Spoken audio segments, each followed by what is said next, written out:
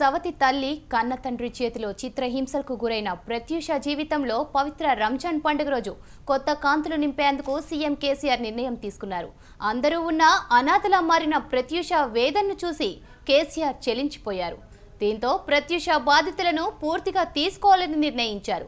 చిత్రహింసలతో తీవ్ర గాయాల పాలైన ప్రత్యూష హైదరాబాద్లోని ఓ ప్రైవేట్ ఆసుపత్రిలో చికిత్స పొందుతుంది. ఇప్పుడిప్పుడే ప్రత్యూష కోలుకుంటోంది.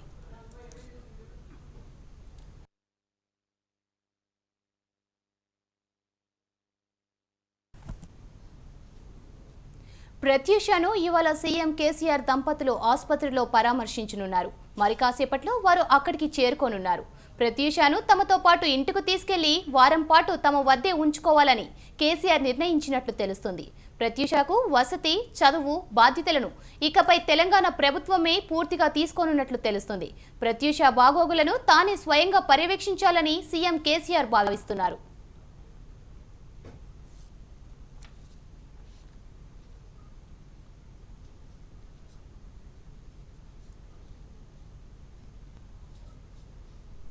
కొద్ది రోజులుగా ఈ విషయంలో వస్తున్న వార్తలను గమనిస్తున్న సీఎం కేసీఆర్ ప్రత్యూష పరిస్థితికి చలించి ప్రత్యూషకు తానే అండగా ఉండాలని నిర్ణయించుకున్నారు. మరి కాసేపట్లో ప్రత్యూష చికిత్స పొందుతున్న ఆసుపత్రులకు సీఎం కేసీఆర్ దంపతులు వెళ్లనున్నారు. ఆమెతో మాట్లాడిన తర్వాత ప్రత్యూష ఏం చదవాలనుకుంటుంది, ఎక్కడ ఉంచాలి, భవిష్యత్తులో తానేం కావాలనుకుంటుంది అన్న విషయాలను కేసీఆర్ తెలుసుకోనున్నారు. ప్రత్యూష చదువుకు అయ్యే ఖర్చును కూడా భరించాలని సీఎం కేసీఆర్ నిర్ణయించారు.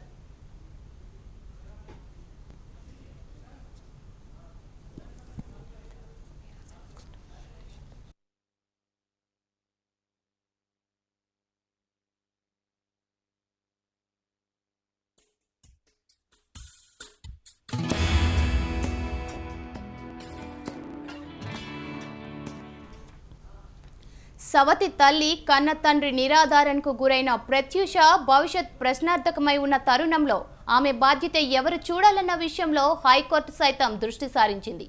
బంధువులు ఉన్నా ఆమెను ఆదుకునేందుకు ఎవరూ ముందుకు రాకపోవడంపై హైకోర్టు విచారం వ్యక్తం చేసింది.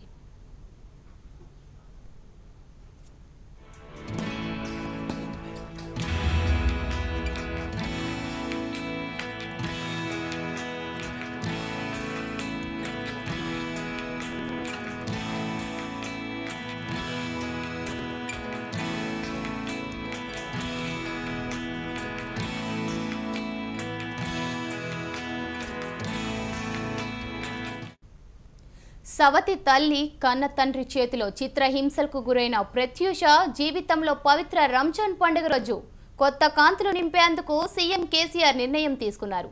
అందరూ ఉన్న అనాథలా మారిన ప్రత్యూష వేదనను చూసి కేసీఆర్ చెలించిపోయారు. దీంతో ప్రత్యూష బాధ్యతలను పూర్తిగా తీసుకోవాలని నిర్ణయించారు. చిత్రహింసలతో తీవ్ర గాయాల పాలైన ప్రత్యూష హైదరాబాద్లోని ఓ ప్రైవేట్ ఆసుపత్రిలో చికిత్స పొందుతుంది. ఇప్పుడిప్పుడే ప్రత్యూష కోలుకుంటోంది.